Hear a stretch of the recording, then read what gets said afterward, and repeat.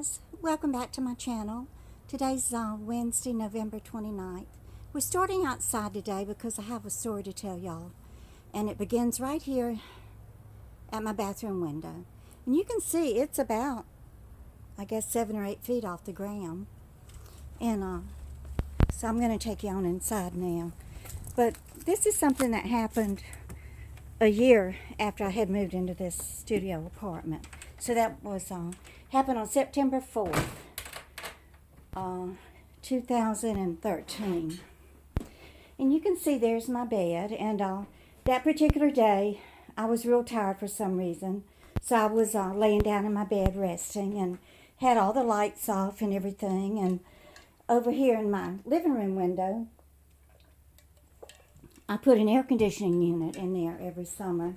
And it was hot that day, so the air conditioning unit was running. And it was loud. So anyway, I'm laying there in the bed, and all of a sudden, I thought I heard the doorknob jingle a little bit. And of course, I had the door closed and locked. But I just paid it no attention. Well, then I heard a loud thump coming out of the bathroom, and y'all remember from my studio tour that this is my hallway, my kitchen, and this is my bathroom right here. So I came in here, and that's the shelf that I thought had fallen. Up there where all my shampoo and towels and toilet paper, I keep that up there. So I came in here, and my bathroom door was closed all the way. And that was unusual because, I never close the bathroom door. So I reached here and I opened it. And y'all, there was a man standing here in my bathroom, facing the toilet like he was about to use the bathroom. Well, he had hoisted himself up here using the neighbor's lawn chair and took the screen off and climbed through that little 20-inch wide window. And oh, it scared me to death. So when I opened this door, it opens into my kitchen. Well, I used to have a big old butcher block here. So I grabbed me a big old butcher knife, and I started yelling at him and holding the knife up like the guy in Psycho. And I said, "What are you doing in my house?" And I said, get out right now." So I had to show him where the front door was.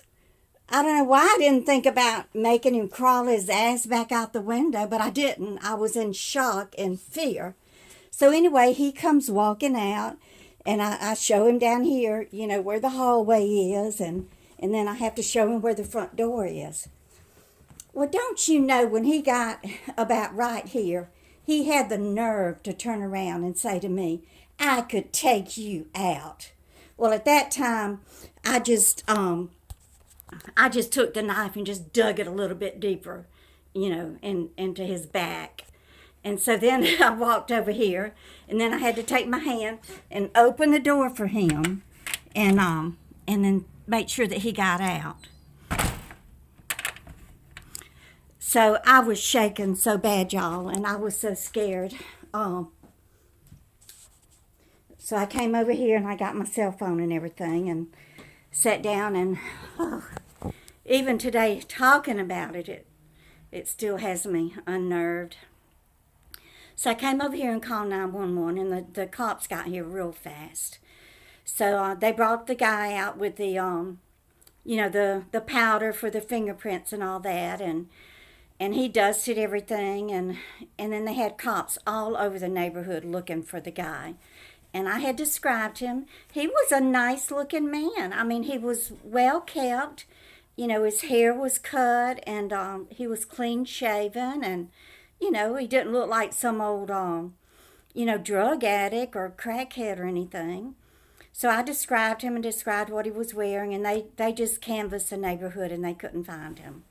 Well, this was about 2:30 in the afternoon. So they did the fingerprint and everything and couldn't find a thing, no fingerprints at all.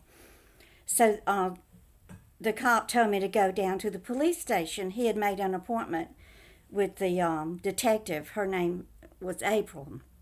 And he told me to go down there and see April and to file a police report. So by then I had finally, kind of composed myself and everything. So I go in there and I sit down with April and her secretary. And so she told me to just start from the beginning and just tell her what happened. And as I was doing that, her secretary was typing on the computer, every word that I said. Well, they started cracking up and laughing when I was telling them the story about me grabbing that butcher knife. And then they wanted to know, why didn't you make him go out the window that he came in? And I said, I don't know. I was so scared. I just wanted him out.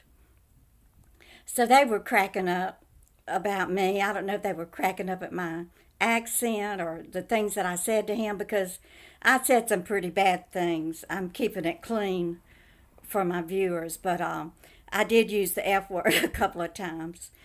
I was just so mad that somebody would have the nerve to, climb through my little bathroom window in broad daylight.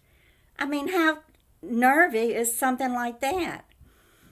So then Detective April asked me, well, did he leave anything in your apartment? I said, yes, his pride.